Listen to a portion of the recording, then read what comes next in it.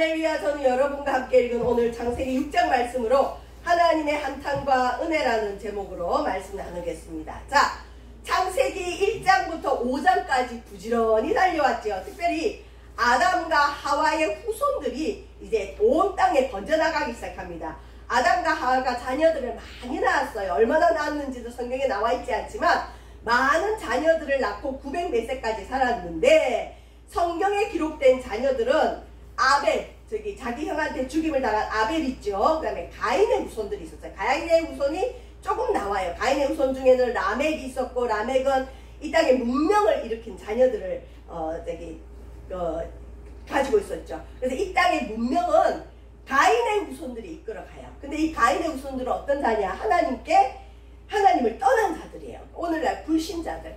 이 땅의 문명과 이 땅은 불신자들이 이끌어가요. 그래서 세상은 그래서 악하다 할 수밖에 없어요. 불신자들 배후에는 누가 있죠? 마귀가 있죠.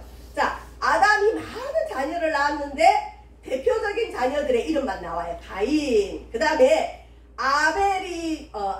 가인이 죽인 아벨 대신에 하나님이 누구를 주셨다고 그랬죠? 하나, 둘, 셋 할 때 셋. 왜 제가 하나, 둘, 셋을 하느냐? 이 셋이라는 사람하고 나중에 노아의 아들 셈이 헷갈려요. 그래서 아담이 다시 낳은 아들이 하나, 둘, 셋. 셋의 후손들은 믿음의 후손들이에요. 그래서 가인의 후손들은 불신자들, 셋의 후손들은 오늘 예배 드리는 저와 여러분처럼 믿음을 이어가는 자들입니다. 자, 창세기 오늘 6장 1절, 창세기 6장 1절부터 8절 말씀이 조금 어려워요. 그래서 어떤 목사님은 이 부분은 그냥 설교 안 하고 넘어가시는데, 저는 여기서 많은 정보와 또 우리 인류의 역사를 이해하는 데 도움이 되는 많은 것들이 있어서 이 부분은 꼭 했으면 합니다. 좀 억지 해석은 가능하면 하지 않고 있는 그대로 한번 보도록 하겠습니다. 어려워요. 자, 보세요. 사람이 땅 위에 번성하기 시작할 때에 아담의 후손들이 막 이 땅에 번성하는 거예요. 자, 결혼을 해서 번성하는 게 하나님의 뜻입니다. 그런데 여기서 보면 자녀들을 낳았다 하지 않고 그들에게서 딸들이 나니 그래요. 그러니까 이 땅에 사람들이 많이 번성해서 자녀를 많이 낳았는데 그걸 딸이라고 그래요. 기분은 좀 나쁘지만 그 성평등을 외치는 분들은 이거 남녀 차별이다 그럴 텐데, 성경에 이제 딸들 하면 그냥 조금 그래요. 근데 여기서 보면 사람은 누구냐? 가인의 후손들, 불신자들이 문명을 가지고 온 땅에 퍼지고 많은 자손들을 낳습니다. 자, 창세기 6장 2절 보시면 사람의 딸들을 1절에서 얘기했죠. 그런데 2절에 보면 또 하나님의 아들들이 나와요. 아니, 왜 하나님 쪽은 아들이고 사람은 딸로 표현해요? 자, 여러분, 하와가 이 땅에 죄를 가지고 왔어요. 아무리 뱀이 꼬드겨도 남편 말을 잘 들었으면 될 텐데, 하와가 이 땅에 여자로 인해서 죄가 들어왔기 때문에 어쨌든 여성들은 조금 그 사람의 딸이라 그러고, 불신자들의 자녀들, 하나님의 아들들은 뭐냐? 아담처럼 직접 하나님 음성을 들은 하나님의 자녀들, 예배하는 자들, 하나님 믿는 자들. 그래서 하나님의 아들들 하면 믿는 자들을 생각하시면 돼요. 꼭 성별이 아들이고 딸이란 얘기가 아니에요. 사람의 딸은 하와처럼 마귀의 유혹에 연약해서 넘어지는 불신자들을 뜻해요. 그래서 하나님의 아들들이, 문제는 여기서 발생합니다. 사람의 딸들의 아름다움을 보고 자기들이 좋아하는 모든 여자를 아내로 삼는지라. 여러분, 어느 한 시대의 문화나 풍속이나 가치관을 알고 싶으면 그 시대의 결혼 제도를 보면 알 수 있대요. 그러니까 결혼할 때 어떤 가치관을 가지고 어떤 배우자를 선택하느냐를 보면 그 시대의 타락상과 그 시대의 가치관을 어느 정도 알 수 있어요. 왜냐하면 우리 사회의 기본은 가정이기 때문이죠. 근데 여기 보시면 분명히 창세기 6장 1절에는 5장까지는 아담의 후손 중에 불신자인 가인의 후손들, 그 다음에 셋의 후손들 얘기가 더 많아요. 자, 불신자와 섞여 살고 예배하는 자들과 가인처럼, 가인의 후손들처럼 예배하지 않는 자들이 이 땅에 섞여 있어요. 지금도 그렇죠. 이렇게 세상에 사람이 많은데 아파트가 얼마나 많아요. 그런데 그 모든 사람이 예배하진 않아요. 오늘 저와 여러분 이곳에 온 것은 하나님의 큰 은총을 받은 것입니다. 자, 그때나 지금이나 이 땅에는 믿는 자와 믿지 않는 자들이 섞여 사는데, 하나님의 아들들이 사람의 딸들의 뭘 보고? 아름다움을 보고 자기들이 좋아하는 모든 여자를 아내로 삼았다. 이게 문제의 근원입니다. 여기서 하나님의 아들들이 뭐라 그랬죠? 하나 둘 셋 할 때 셋의 우선 예배하는 자녀들, 믿음의 자녀들, 흔히 말하는 믿음 있는 사람들이, 사람의 딸들은 기본적으로 가인처럼 예배하지 않는 불신자들, 가인의 후손, 그러니까 믿음의 사람들이 하나님 없는 불신자들의 뭐 성품을 받다 그러면 괜찮아요. 아니면 그 사람이 성실한 거 괜찮아요. 왜냐하면 믿음도 성품에 부어지기 때문에. 좋은 성품을 가지고 결혼을 했다면 하나님이 그 위에 믿음을 선물로 주실 수 있어요. 왜냐하면 불신자들이라고 해서 처음부터 다 열애되는 게 아니라 불신자들이 믿음의 가정에 들어오면서 믿는 사람들이 많아요. 성경에도 그런 사람들 대표적으로 룻이 있죠. 자, 어쨌든 뭘 보고? 아름다움, 믿는 하나님의 것이지만 여기서 말하는 아름다움은 여러분 정말 고상하고 성숙한 아름다움이 아니라 쾌락적인 아름다움, 육적인 아름다움, 많이 꾸며서 생긴 아름다움, 한마디로 말해서 겉모습의 아름다움, 세상적인 매력.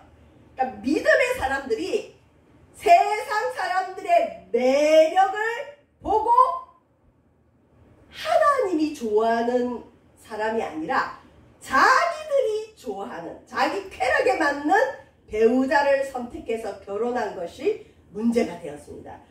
뭐 지금 다는 아니어도 얼마 전까지만 해도 교회 안에서 이제 청년들에게 또 우리 권사님, 집사님 자녀들 결혼 기도 부탁하면 어떤 사람 원합니까? 그러면 대부분 믿는 부모님들이 그래요.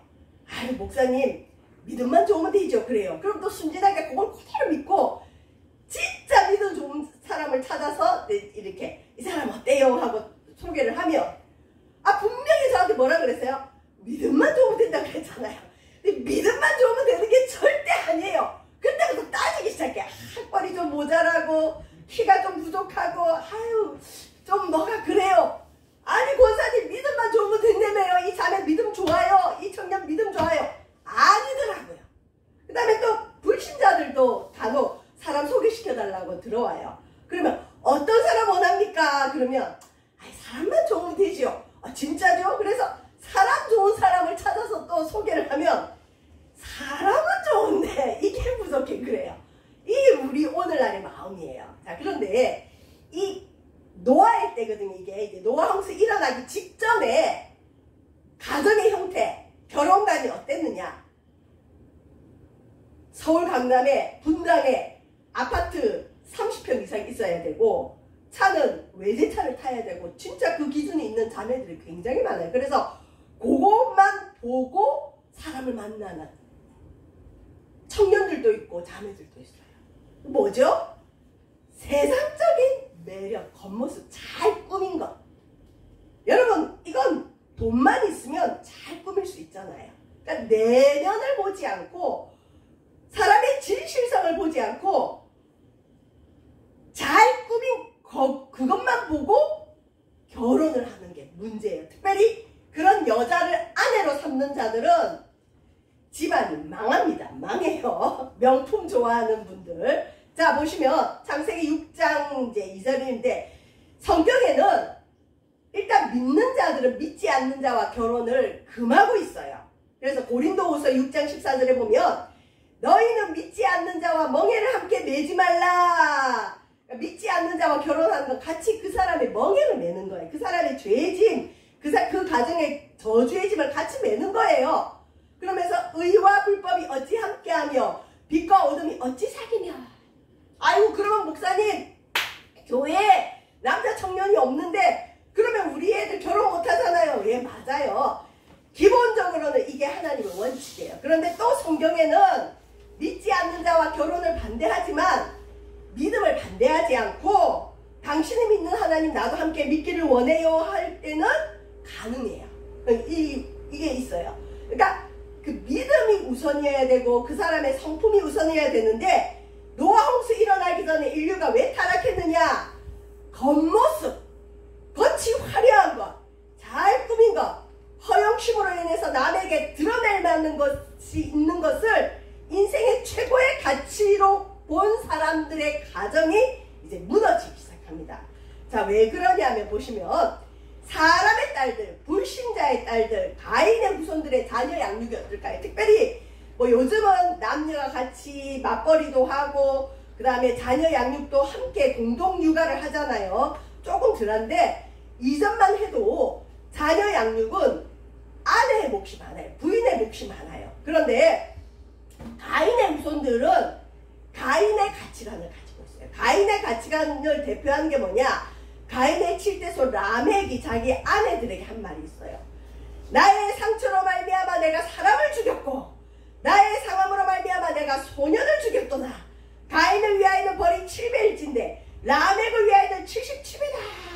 자, 여러분 엄마가 특히 이제 바깥에서 아이들이 뭐 4, 5살, 7, 8살 때 나가서 놀다가 친구한테 맞고 왔어요. 그러면 믿음의 가정은 그래도 상대를 그냥 방어하고 그 다음에 다른 사람에게 상처 주지 않도록 하나님을 믿는 사람이라면 그렇게 양육을 해요. 적어도 악을 행하지 않도록. 그런데 가인의 후손은 뭘 과시한다고 할게? 힘.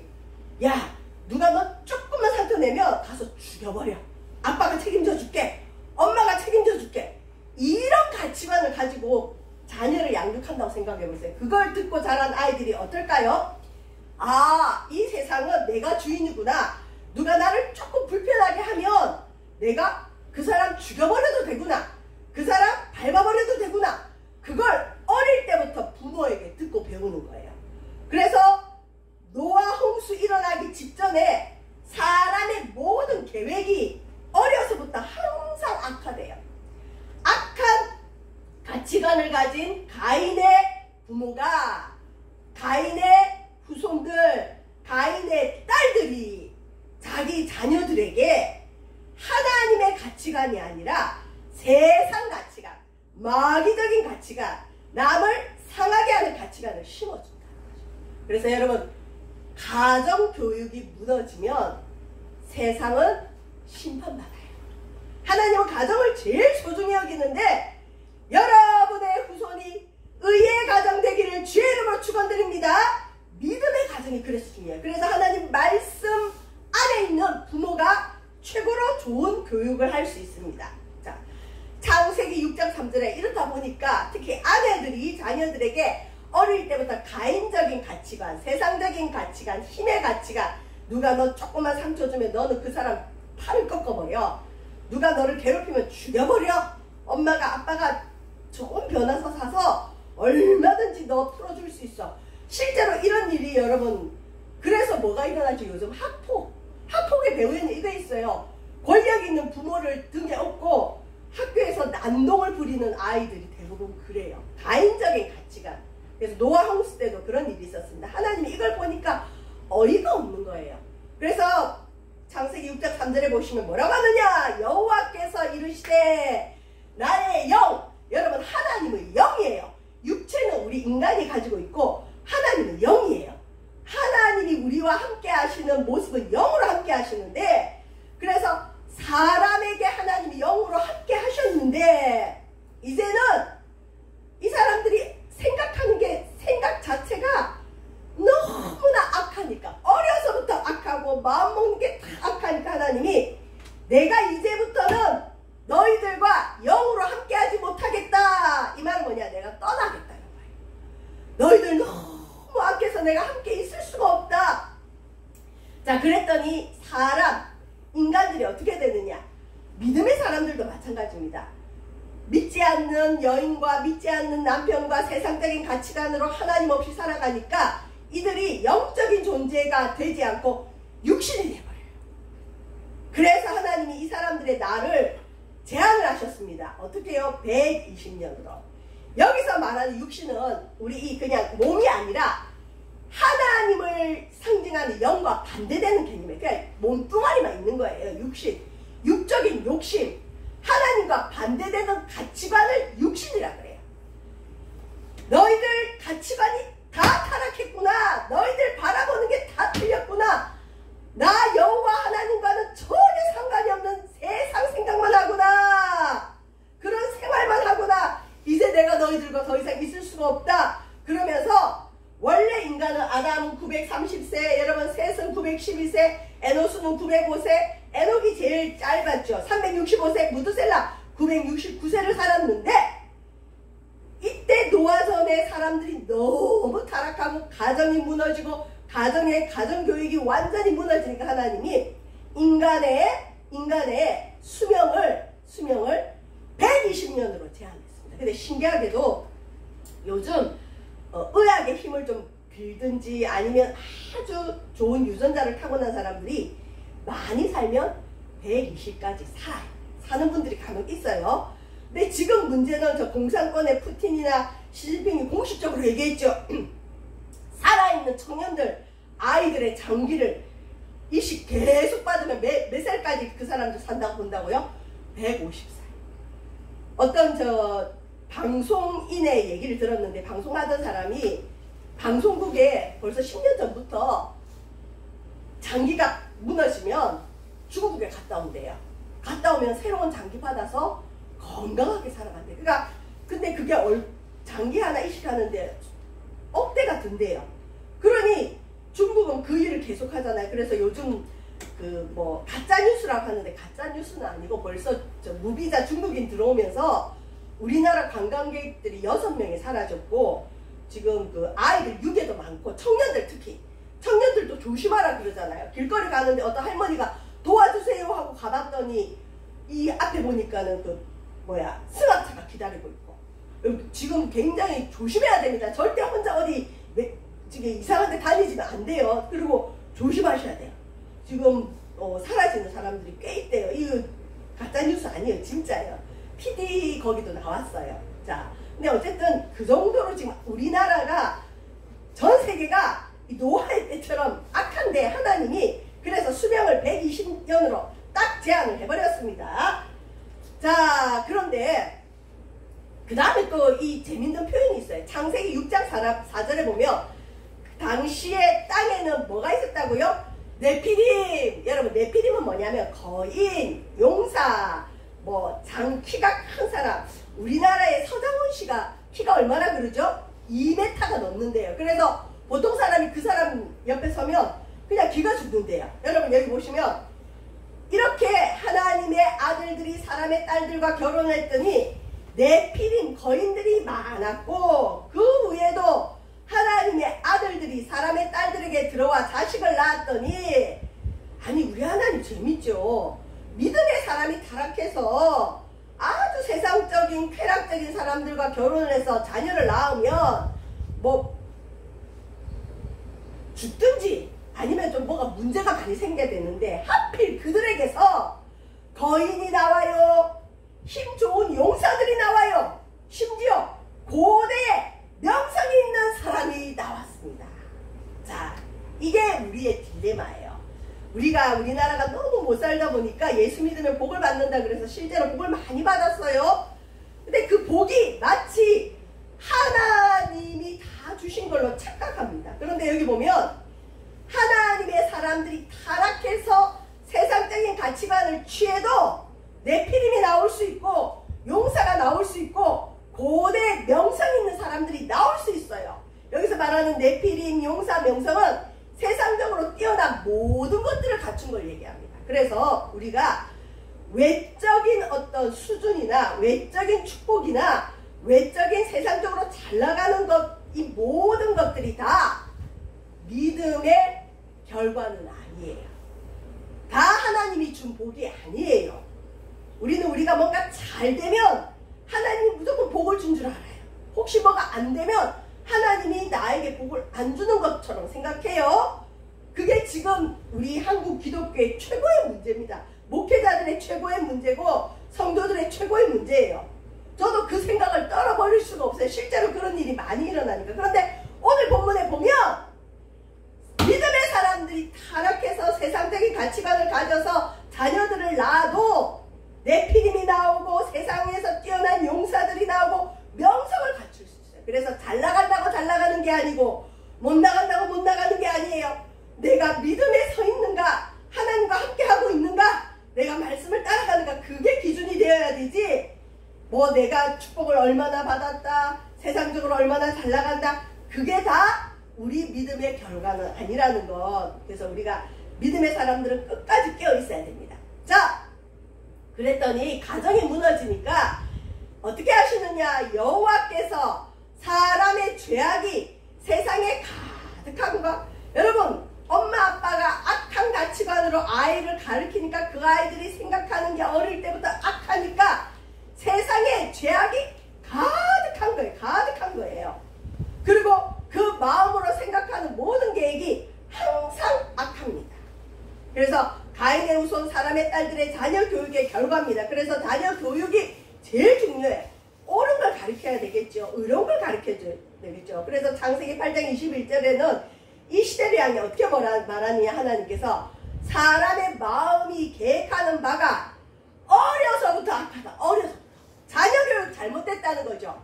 가정이 무너졌다는 거죠. 자, 그랬더니 하나님이 어떻게 하시느냐. 창세기 6장 6절에 우리 하나님이 이 땅을 만드시고 그 위에 사람을 만드셨죠. 그런데 하나님이 땅 위에 사람 지으셨음을 뭐하사? 한탄하사.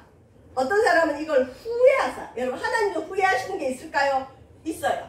사울 왕을 세운 걸 후회하셨어요. 근데 여기서 한탄이라는 얘기는 후회보다는, 여러분 그 대조대표, 우리 여기 장사하는 분들, 사업하는 분들 있으시지만 수익과 지출이 딱 떨어져야 되죠. 나중에 자네가고 딱 맞아야 되죠. 그런 의미예요. 이 한탄이라는 게. 하나님이 이 땅을 만드시고 많은 수익을 기대하셨는데 이 인간들이 너무 죄를 많이 지으니까 지출이 심한 거예요. 그래서 잔액이 남지도 않고 오히려 마이너스인 거예요. 그래서 이 대조대표가 이게 안 맞아요. 안 맞아. 딱 떨어지지가 않아요. 이 회계학적 용어래요. 한탄이. 여러분 차가 있는데 이 차가 오래 타다 보니까 자꾸 이 고장이 나요. 그래서 한 번은 뭘 갈고 한 번은 뭘 갈고 나중에는 너무 차가 많이 망가져서 카센터에 가져갔더니 이 차값보다 더 수리비가 많이 나오게 생겼어요. 그러면 어떡하죠? 아이고 그냥 사장님 폐차하시죠. 그러죠. 이거에 한탄이라는 게. 하나님이 이 땅을 짓고는 꿈이 있었어요. 하나님이 저와 여러분을 하나님의 사람으로 부르시고는 꿈이 있었어요. 야, 네가 이렇게 좀 살아주면 안 되겠냐? 네가 이렇게 나의 믿음을 가지고 네가 이 땅을 이렇게 많은 사람에게 전도 좀 하면 안 되겠냐? 야, 내가 너한테 거는 기대가 많다. 너 내 일 좀 해라. 그리고 하나의 복을 많이 줬는데, 아유 나중에 봤더니 이 사람이 계속 마이너스 인생만 사네요. 하나님 준 복으로 허랑방탕하게 살고 하나님이 하지도 않고 심지어는 죄악을 너무 지어버리는 거예요. 그러니까 수입보다 지출이 너무 커요. 아이고 안 되겠다. 폐차하자. 그리고 새 차 사야 되겠다. 그게 한탄이에요. 노아시대 때 사람들의 악이 너무나 가득하고 아이들조차도 너무 악하니까 하나님이 더 이상은 안 되겠다. 이 인류를 가지고는 어떻게 할 수가 없다. 회복이 안 되겠다. 그래서 폐차시킨 게 뭐냐? 노아 홍수로 땅을 쓸어버린 거예요. 쓸어버린 거예요. 저와 여러분, 우리 인생들 너무 마이너스를 갖다 드리면, 하나님 앞에 마이너스를 갖다 드리면 하나님이 한탄하세요. 야, 너 원상 복구가 안 된다. 회복이 안 되겠다. 그러면 좀 갈아엎자 그래요. 그래서 어떤 사람은 데려가시기도 하고 어떤 사람은 아주 큰 재앙을 만나서 정신 차리게도 하시고, 저와 여러분 하나님은 이 땅을 보시고 한탄하고 있을 수 있어요. 저와 여러분을 보시고 한탄하고 있을 수 있어요. 우리 마음이 발라야 돼요. 마음의 생각이 발라야 돼요. 자, 그래서 하나님이 이 땅에 재앙을 내리십니다. 하나님은 심판을 좋아하는 분이 아니에요. 어떻게든 고쳐서 쓰기를 원하는데 더 이상 고칠 수가 없다 결론 내리시니까 어떻게 하느냐. 창세기 6장 7절에 이르시되 내가 창조한 사람을 내가 지면에서 쓸어버리되 어떻게 해요? 사람으로부터 가축과 기는 것과 공중의 새까지 그리하리니 이는 내가 그것들을 지었음을 한탄함이니라 하시니라. 여러분, 하나님이 이 결론을 내리기까지 누가 기준이었을까요? 기준이 누구였을까요? 셋의 후손들. 이 땅은 믿는 자들이 타락하며 심판을 받게 되어 있습니다. 가인의 후손들은 문제가 아니에요. 그 사람들은 원래 그렇게 악을 행해요. 원래 문명을 일으켰고 문화를 일으켰던 사람이기 때문에 어떻게 보면 그들에게 하나님의 기대가 없어요. 하나님의 기대는 누구에게 있느냐? 가난하든 부하든 잘났든 못났든 간에 믿음이 있는 셋의 후손들의 예배의 기대가 있었어요. 너희들이 예배함으로 하나님을 높이고 이 믿음을 너희 후손들에게 물려주기를 원하고, 그래서 이 땅이 하나님이 다스리는 땅이 되기를 원하는 아버지의 마음이 있어요.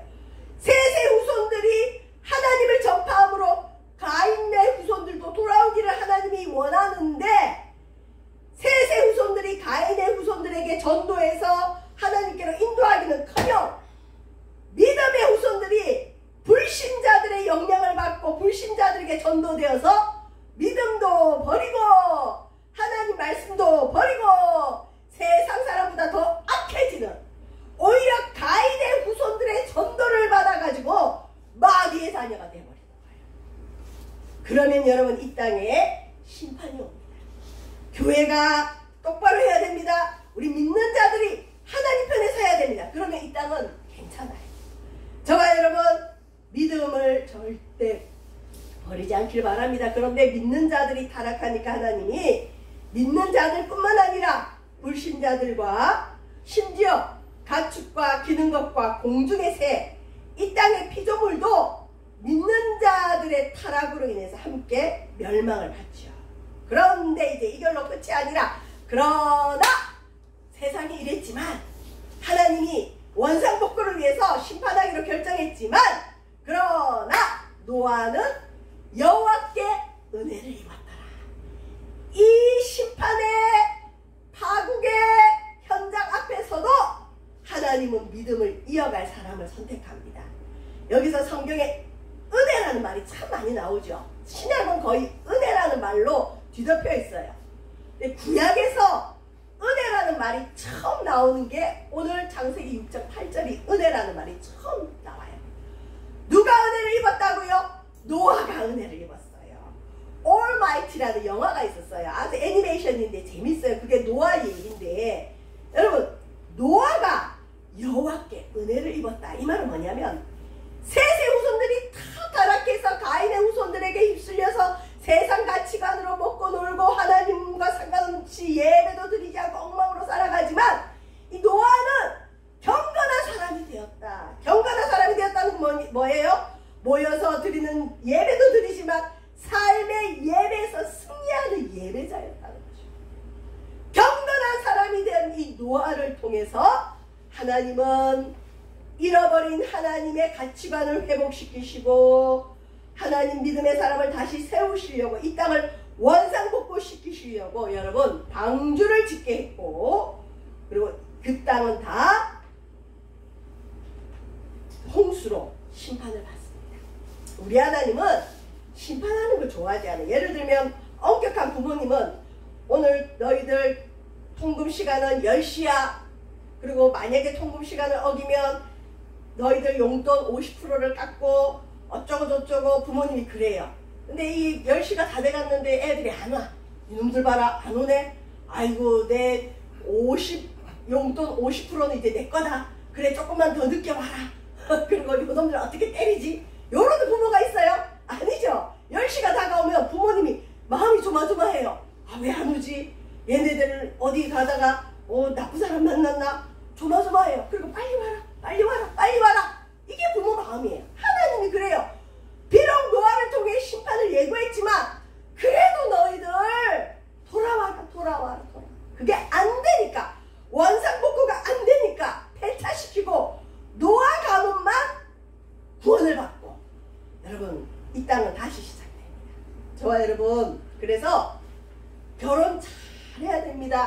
배우자를 잘 만나야 됩니다. 믿음 좋은 사람을 만나면 제일 좋지만 그게 안 되면 믿음이 들어갈 만한 성품이 좋은 사람, 겉모습을 보는 게 아니라 화려한 외모나 재력이나 세상적인 명성을 보는 게 아니라 그 사람의 속사람을 볼 줄 알아야 돼요. 그래서 믿음의 가정, 의의 후손들을 양육할 수 있는 부모가 되는 것이 이 땅에 심판을 미루는 겁니다. 지금 세상이 너무 악합니다. 우리는 이제 거의 다 살았지만 우리 젊은 세대들, 우리 다음 세대들이 어떤 세상에 어떻게 살아갈지 걱정이 되죠. 저와 여러분, 이 땅에 은혜를 입은 자, 경건한 사람, 경건하다는 건 딴 거 아니에요. 뭐 성경책 끼고 어쩌고 저쩌고 아니에요. 예배하는 자, 하나님을 의식하고 예배하는 그런 믿음의 우선 되시기를 주님의 이름으로 축원드립니다. 기도하겠습니다. 노아에게 은혜를 주신 하나님, 우리에게 은혜 주셔서 이 악한 세상에 우리 또한 은혜 받은 자로 살아가게 도와 주옵소서. 감사드리며 예수님 이름으로 기도합니다.